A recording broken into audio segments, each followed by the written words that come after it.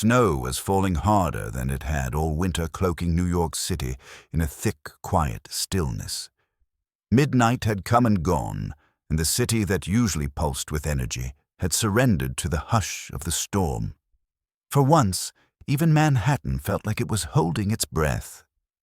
Streetlights spilled a dim orange haze over deserted sidewalks, their beams barely cutting through the curtain of white. The wind howled low between the high rises, brushing past closed storefronts and shuttered windows. A sleek black Bentley crept slowly down Lexington Avenue, its tires crunching softly over packed snow. Inside the warmth of the cabin was a sharp contrast to the world outside. The driver, Alexander Reed, adjusted the heat with one hand, while the other rested lightly on the leather steering wheel. He had no real reason to be out, at least none he could explain. Truth was, he often drove through the city on nights like these when sleep refused to visit. It wasn't insomnia, not really. More like restlessness, the kind that starts in your chest and refuses to sit still. As the Bentley coasted past a dimly lit bus stop, he caught a flash of movement out of the corner of his eye, something small and still slouched on a bench, barely visible beneath a layer of snow. His brow furrowed. He slowed the car, then stopped completely. There, huddled in the cold, was a woman. She wore a nurse's uniform, scrubs, a paper-thin coat, and damp blonde hair that clung to her cheeks. Her shoulders trembled, and her hands were buried deep in her pockets. A dead phone lay in her lap, screen black. Alexander stared for half a second longer, then parked the car and stepped out into the storm. The cold slapped him immediately, but he didn't flinch. His shoes crunched across the snow as he approached her, slow but certain. She didn't notice him until he spoke. "You're coming with me." Her head snapped up, eyes wide and alarmed. "Excuse me, I don't even know you." "I'm not leaving you here to freeze," he said, calm and certain, as if it were the most obvious thing in the world. She stood quickly, taking a few steps back. "I'm fine," she said, but the tremor in her voice gave her away. "I'm waiting for the next bus." "There is no next bus." He glanced down the empty street. Everything's shut down, no taxis, no trains, and you're standing here in scrubs during a snowstorm. "I'll figure it out," she insisted, arms crossed tightly over her chest, her teeth chattering now. Alexander didn't take a step closer. He didn't have to. His voice did all the leaning in. "You're not fine," he said, "and I'm not going to pretend I didn't see you sitting here freezing." Then without a word, he slipped off his coat, a long black wool piece, and held it out to her. She hesitated, for just a breath, then reached out and pulled it over her shoulders. The warmth hit her instantly. The coat smelled of cedar and something expensive, something calming. She swallowed. "I can take you home," he said. "Where do you live, Farlam?" Her voice was cautious now. He raised an eyebrow. "That's too far to walk. And no cab is getting through this storm." She looked around as if hoping to catch sight of another option. There was none. "My car is heated," he added, "and I'm not a psychopath. You can sit in the back. I'll drop you anywhere you want." She studied him. Sharp jaw, gray eyes, dark tailored suit under a luxurious scarf. He looked like the kind of man who'd never waited for a bus in his life, the kind who lived in glass towers and never got snow on his shoes. She didn't trust him, not fully, but she also knew her body was shutting down, and against her better judgment, her legs moved before her brain caught up. "Fine," she murmured. He opened the passenger door. She slid in her breath, catching as the warmth wrapped around her like a heavy blanket. The door shut behind her, muffling the wind. She watched him walk around to the driver's side and get in beside her. No small talk, no introductions, just two strangers in a car surrounded by snow and silence. The Bentley glided through the sleeping streets like a shadow, silent and certain. Inside, the air was thick with warmth and something else, something quieter than words but louder than silence. Lily sat stiffly in the passenger seat, clutching his coat around her like it was armor. Her fingers burrowed into the thick wool, drawing in the scent of cedar, and something she couldn't name. It smelled expensive, controlled, safe, like the inside of a life she'd never known. Beside her, Alexander drove with a focus that was almost unnerving. He hadn't said a word since she stepped into the car. His eyes stayed fixed on the road, the soft dashboard lights casting shadows on his chiseled features. Everything about him was deliberate, the way he sat, the way he turned the wheel, even the watch peeking from beneath his cuff. "Thank you," she said, finally, her voice a soft thread breaking the quiet. He didn't look at her. "You don't need to thank me. You were freezing." She hesitated, then added, "Still, most people wouldn't have stopped." A faint smile curved one corner of his lips. "I'm not most people." He said it so simply, so matter-of-fact, it didn't even sound arrogant. It was just the truth. They lapsed into silence again, but it wasn't uncomfortable. It was the kind of stillness that made you think, that allowed you to breathe. Lily leaned back against the seat. Now that she was warm, the exhaustion hit her all at once. 14 hours on her feet. A code blue during her last hour. No lunch break, no time to sit. She hadn't meant to miss the last bus. She just did. That seemed to be a theme in her life lately. The balance was slipping. Bills overdue, second job cutting shifts, student loans haunting her voicemail. Sometimes she wondered how long she could keep it all together. They turned off the main road into an underground parking garage, sleek and well lit. Her eyes widened as the Bentley coasted down a ramp lined with polished concrete and recessed lighting. This wasn't just an apartment building. "You live here?" she asked, eyebrows raised. "For now," he replied, putting the car in park. He stepped out first and came around to her side. Before she could unbuckle, he opened the door. "Come on," he said. "You're staying here tonight." She blinked, caught off guard. "Wait, what?" "It's not a question." His tone wasn't forceful, but it left no room for argument. "You need a place to sleep. I have more than enough space." Her guard shot up. "I can't just stay at some stranger's place." He met her gaze evenly. No charm, no pressure, just quiet clarity, no strings. "I'll take the guest room. Lock the door if you want, but you're not wandering out into that storm." For a moment, her instincts warred with her logic. Her legs wanted rest. Her heart wanted safety. Her mind screamed this was insane, but her body remembered the cold and the way he hadn't flinched when she'd said no. She stepped out of the car. The elevator right was silent. When the doors opened, the space that greeted her stole her breath. Floor-to-ceiling windows looked out onto a blanket of snow. A fire crackled softly in the hearth. The furniture was minimalist but warm, masculine, tasteful, lived in. Not flashy, not sterile. Just quiet. "You can take the room on the left," he said, pointing down a hallway. "There are clean clothes in the dresser. They'll be too big but warm." She turned to face him, studying him for a beat. "Why are you doing this?" He shrugged like the answer didn't need much weight. "Because I can. Because I have a conscience." That answer stayed with her as she walked into the guest room. It was immaculate. Not hotel sterile, but intentional. The bed was made perfectly. The sheets smelled faintly of lavender and something rich like a 5-star spa and a home somehow. A space meant to comfort, not impress. 15 minutes later, Lily padded out of the room in a gray sweater that reached her thighs and sweatpants that swallowed her ankles. She meant to ask for water. What she found instead made her freeze in the doorway. Alexander was standing at the stove, cooking, not a chef, not delivery, just him in a plain white t-shirt and dark slack sleeves rolled stirring a small pot. He looked up when he sensed her. "I figured you might be hungry." She blinked, surprised. "What are you making, ramen?" he said with a faint smirk. "Nothing fancy, just warm." There was something strangely grounding in that image, a billionaire CEO making instant noodles for a stranger in his kitchen like it was the most normal thing in the world. She walked closer, hesitant, still trying to wrap her head around this man who defied every assumption. He set a bowl in front of her and handed her chopsticks without ceremony. As she sat at the kitchen counter, the warmth from the broth rose in gentle steam. She looked up at him, eyes narrowing. "You're not what I expected." He looked back at her, unreadable.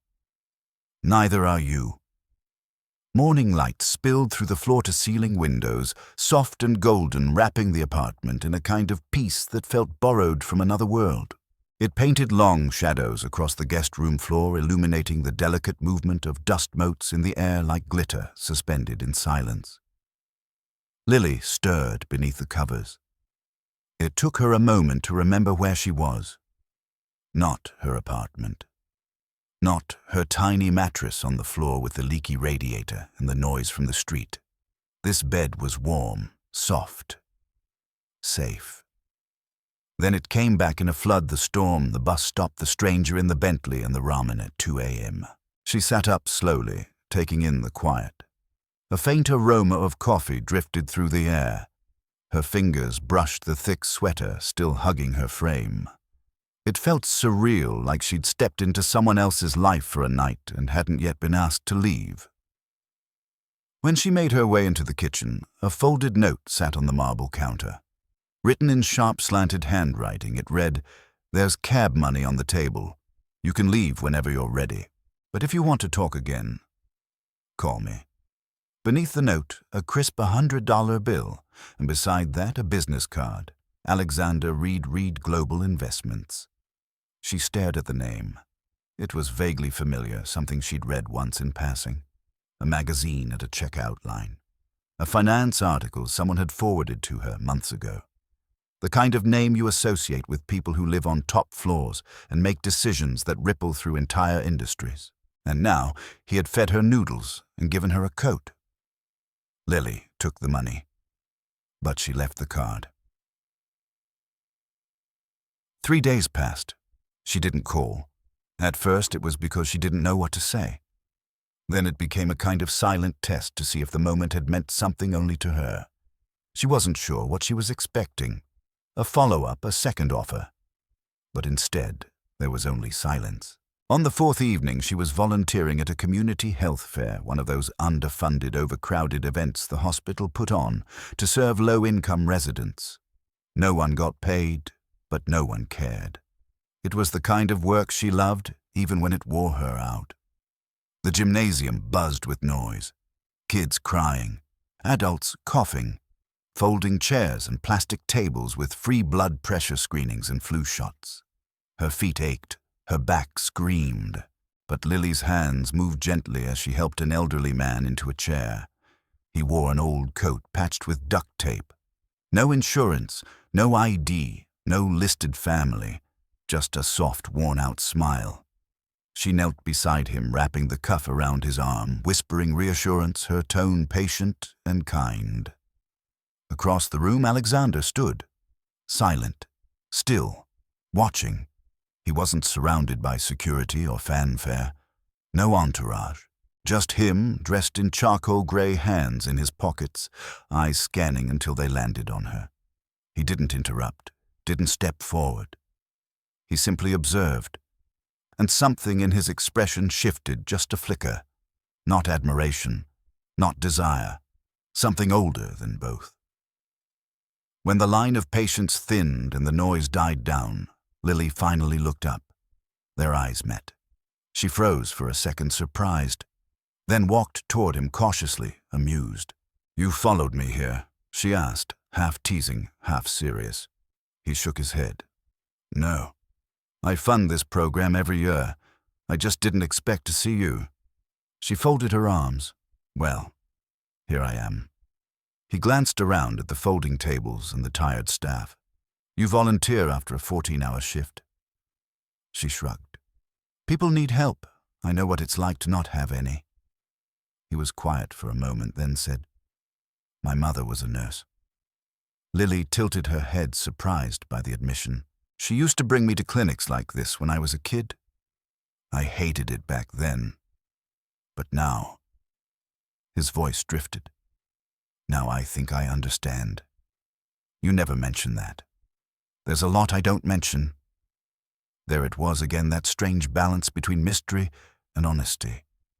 He didn't hide, but he didn't open doors easily either. They stood in silence for a beat. Then he said softly, "Come with me, just for coffee." No pressure. She hesitated, less out of fear this time, more because she felt the ground beneath her beginning to shift, but eventually she nodded.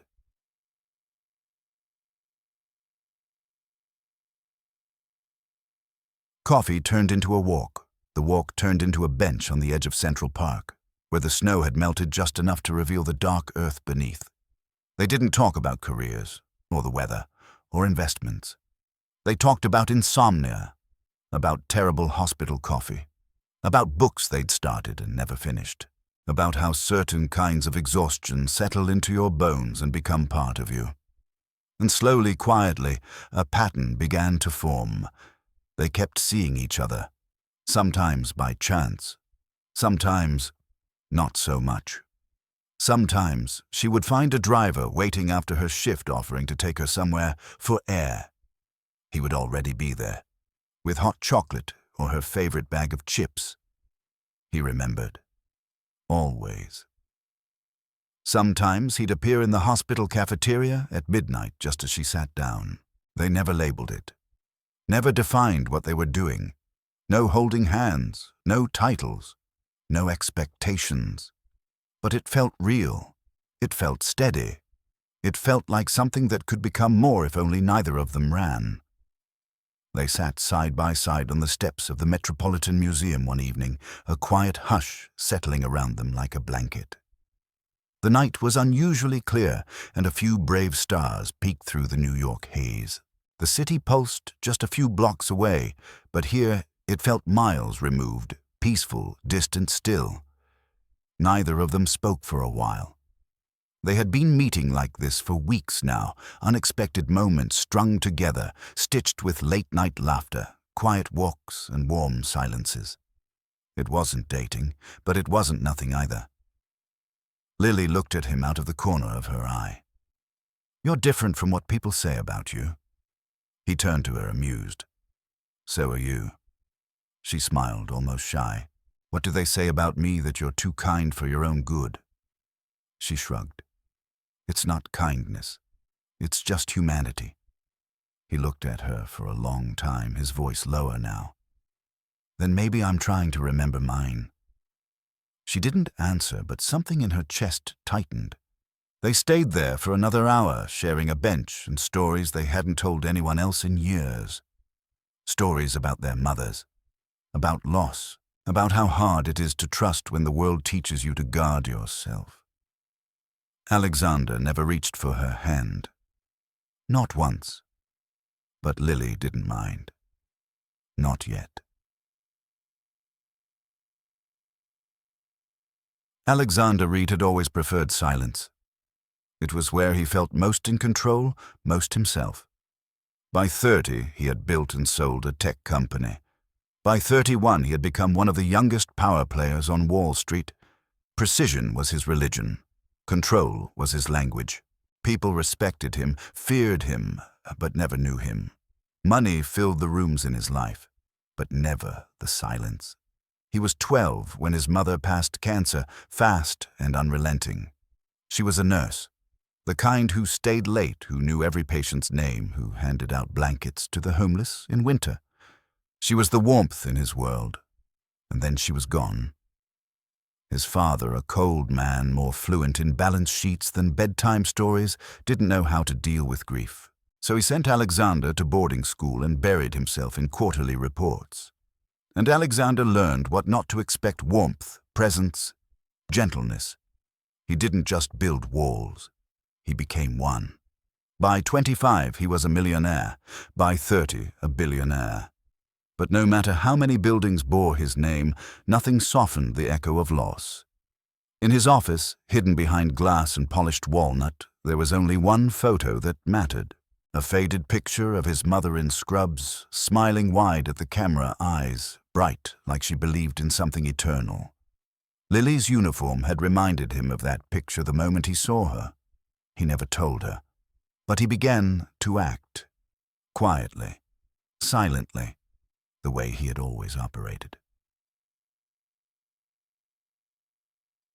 He paid off her student loans without her knowing, used legal proxies to ensure no paper trail led back to him. He set up a scholarship in her name at the nursing school she had attended, a small program often overlooked, now suddenly thriving.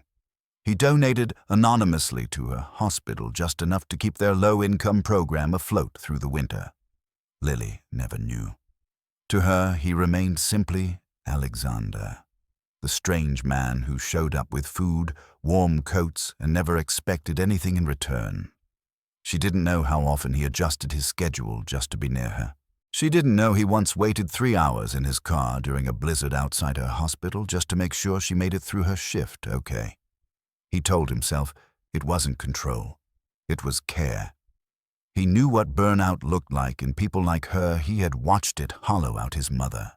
He wasn't going to let it happen again.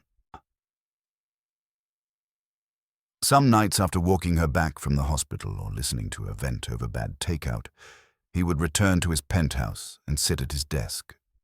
The photo of his mother always on the corner. He'd stare at it, thinking about the way Lily smiled at her patients, how fiercely she protected those with nothing, how much of herself she gave. "You'd have liked her," he whispered one night to the photo. "You were the same," but he never said it to Lily. Not yet. He was still learning how. How to open the door to a part of himself that had stayed locked since the day a 12-year-old boy stood beside a casket and stopped believing the world could be soft. Lily was changing that. One late-night conversation at a time, one smile, one touch, one story. She chipped away at the silence, and he let her quietly, wordlessly. Because when she was near, the silence didn't feel like a prison. It felt like peace. The hospital hallway buzzed with fluorescent light and the scent of overused coffee and antiseptic. Nurses hurried between rooms. Pagers beeped. A doctor barked orders down the corridor, and in room 412, Lily Bennett lay unconscious. Her skin was pale, her breathing shallow, a tangle of blonde hair spread across the pillow like wilted sunlight. The IV beside her pulsed quietly, drip by drip, trying to undo what exhaustion and neglect had done. She had collapsed mid-shift. No warning, just folded. Her knees buckled in the hallway between 2 patient rooms. She hadn't eaten in 12 hours, had been working a double. Her body simply gave out. No one listed as next of kin, but someone still showed up. Within 30 minutes of the hospital's call, a sleek black car pulled into the lot. The driver never asked questions, just parked. And Alexander Reed stepped out without hesitation. He entered the building like a storm wrapped in silence. The staff didn't know who he was, but they moved aside anyway. Not because they recognized him, but because of the weight of his presence. He didn't speak as he walked into her room. Didn't flinch when he saw her there, still and small beneath sterile white sheets. He just stood at her bedside, watching. Then slowly he reached for her hand. Cold. He pressed it between his palms the same way his mother used to do when he had fevers as a child. And he stayed that way, eyes closed, breathing steady, as if he could will her back. 2 hours later, Lily stirred. Her eyelids fluttered open to soft light and the faintest pressure around her hand. Alexander. Sitting beside her, sleeves rolled tie-loosened hair, a little wild, like he'd run his fingers through it too many times. "What?" she whispered. "You passed out," he said, his voice tight. "You're severely dehydrated and underfed." She blinked. "Oh, that's all you have to say?" He exhaled, standing abruptly. "You work 2 jobs. You skip meals. You barely sleep. And you think that's nothing." His voice cracked, not with anger, but with fear. She winced, not from pain, but from the sharpness in his tone. "Alexander, No, he said, pacing now. You should have told me. I would have helped. I didn't want help, she snapped more harshly than intended. The room fell into silence. He turned slowly, meeting her eyes. Tears welled up in hers, unspoken pain bubbling to the surface. I've always taken care of myself, she whispered. Since I was 16. No one shows up, no one stays, and I didn't want to owe you anything. I didn't want you to look at me like I was broken. He took a slow step forward. She wiped her face, ashamed. I'm sorry. I didn't mean to fall apart like this. You're not falling apart, he said gently. You've been holding the world together with your bare hands. She looked up at him, exposed, raw, trembling with a kind of truth that only slips out when you're too tired to pretend anymore. He sat beside her again and took her hand, but this time he held it tightly. Not anymore, he whispered. From now on, you're mine to take care of. She stared at him, stunned. He didn't say it like a man claiming something.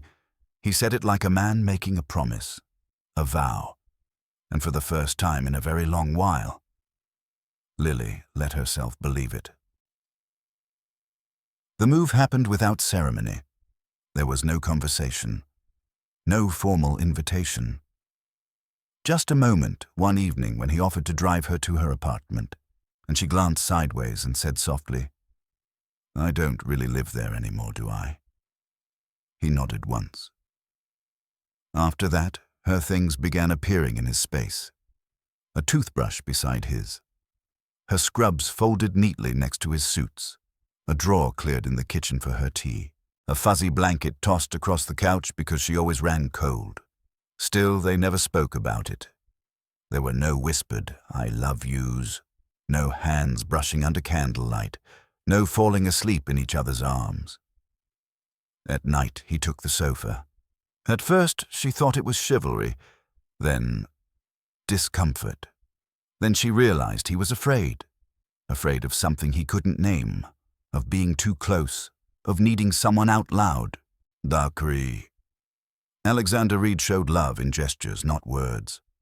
After every night shift, her favorite food waited for her in the hospital fridge with a note, Eat, please.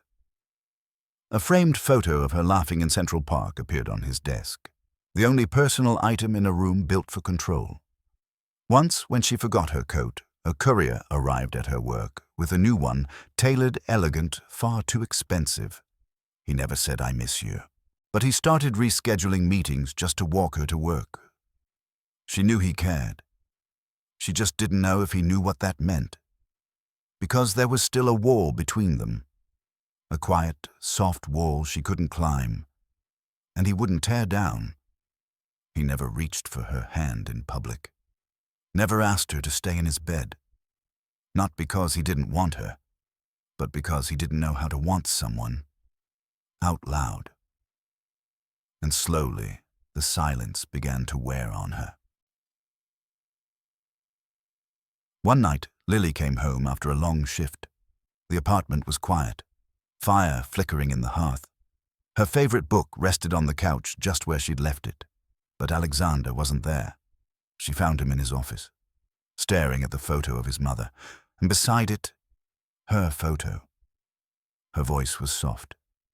You always look at that picture when something's wrong. He didn't turn. It helps me remember what is silent stretched. That people like her, and like you, still exist. She swallowed hard. Alexander, he finally turned to her. What are we doing? She asked gently. We live together. We talk. We eat. But we don't touch. We don't say things. I don't even know if you want me here. I want you here, he said too fast. Then why does it feel like I'm just a guest in your life? Her voice cracked. Why won't you let me in? His eyes dropped. Jaw tight. Because once I let people in, they leave. She stepped closer. I'm not people. I'm me. I know, he said quietly. That's what makes it harder. Her eyes welled. She took a breath. I love you, Alexander, she said softly. I think I have for a while. He stared at her, wide-eyed, but he said nothing, and the silence said everything. She nodded slowly, a sad smile breaking on her lips. "That's okay," she whispered. "You don't have to say it." She turned and walked out of his office. That night she packed her things. He didn't stop her, didn't say a word, just stood in the hallway, one hand gripping the door frame, lips parted like he was trying to stop something ancient, but he said nothing, and when the door clicked shut behind her, the silence she left behind was no longer soft. It was shattering. The penthouse had never felt quieter.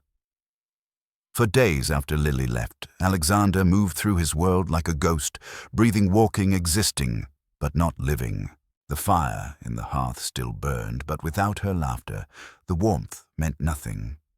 Her blanket remained on the couch untouched. Her teacup still sat in the sink. Her scent lingered faintly on the coat she'd once borrowed and never gave back. And Alexander found himself stopping in doorways, waiting for her to appear, listening for sounds that no longer came. Meetings passed without his focus. Investors called and were ignored. A multi-million-dollar merger, months in the making, was postponed without warning, something he had never done in 15 years of business. His assistant knocked lightly on the office door one afternoon. "Mr. Reed, the Tokyo board is waiting for your confirmation." He didn't look up. His eyes were fixed on the photo of Lily, the one she didn't know he had framed on his desk. He ran a thumb along the glass. "Cancel it," he said softly. The assistant hesitated. "Sir," I said, "cancel it." And with that, he stood, grabbed his coat, and walked out of the building without another word. It was late when he arrived at the hospital. Snow had begun to fall again, light, steady, soft. It fluttered across his shoulders as he pushed through the sliding glass doors, stepping into the fluorescent buzz of the lobby. He walked to the front desk. "I'm looking for Lily Bennett." The nurse typed, frowning at the screen. "She transferred about 2 weeks ago." His heart stopped. "Transferred?" "Yes," she said distractedly. "She's no longer with this facility. She didn't leave a forwarding address." He stood there for a long moment. The hospital swirled around him, nurses rushing machines, beeping announcements over the intercom, but he heard none of it.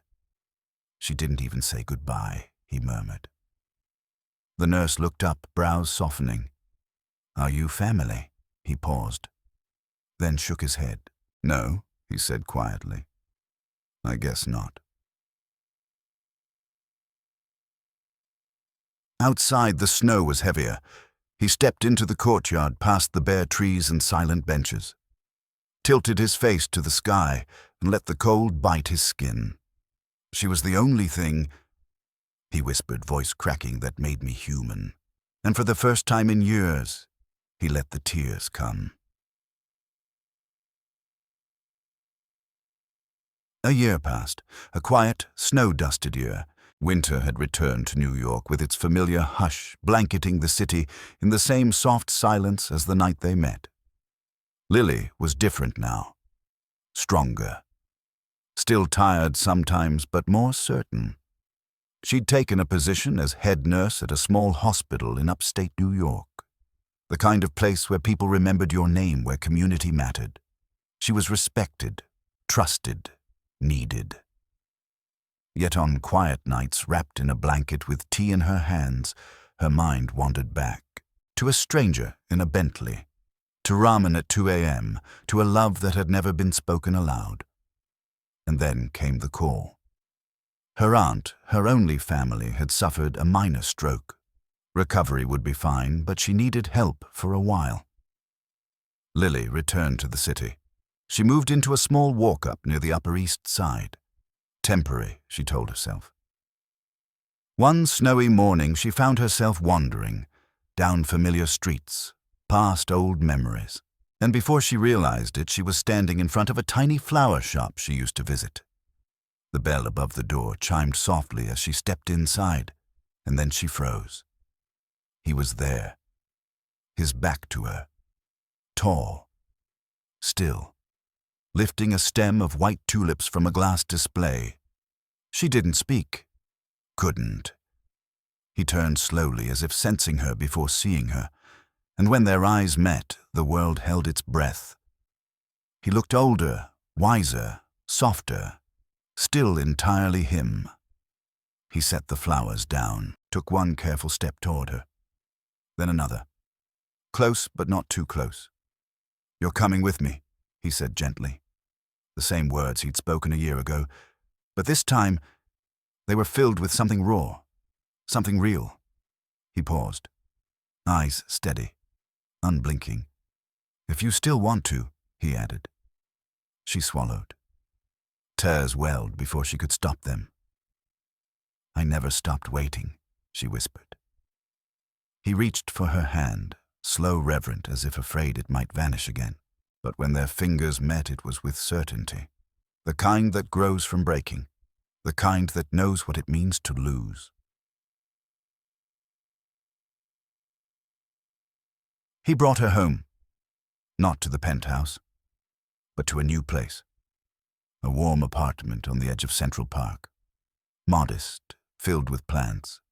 Soft light. Books on the shelves and mismatched mugs in the kitchen. The space whispered her name, her photo on the table, her blanket on the couch. Her presence had never left. "You kept everything," she murmured. "I kept you," he replied. 6 months later, they were married. A quiet ceremony in the garden of Alexander's restored family home. The lawn was soft with morning dew. Laughter lined the aisle. Friends, colleagues, and former patients gathered beneath summer sun and white linen tents. Among them sat the elderly man Lily had once helped during a health fair. He rose during the vows, voice shaking. "She's always been an angel," he said, tears streaming, "and now she's found her guardian." Alexander took his turn. No notes, just his heart. "I didn't know how to love before you," he said, voice trembling, "but I promise, every day I'll learn with you." Lily touched his face, eyes glistening. "We'll learn together."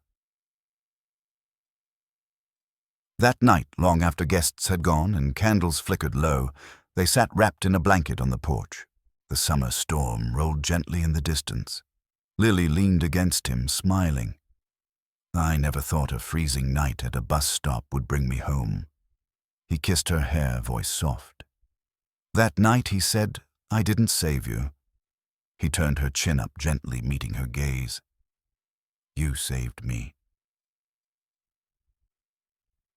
And that was the story of a snowstorm, of a man who lived in silence, of a woman who gave until she had nothing left, and how in the unlikeliest of moments love arrived without fanfare, but with everything that mattered. Because sometimes the people who save us don't come in shining armor. Sometimes they arrive with ramen at midnight and a hand held in silence.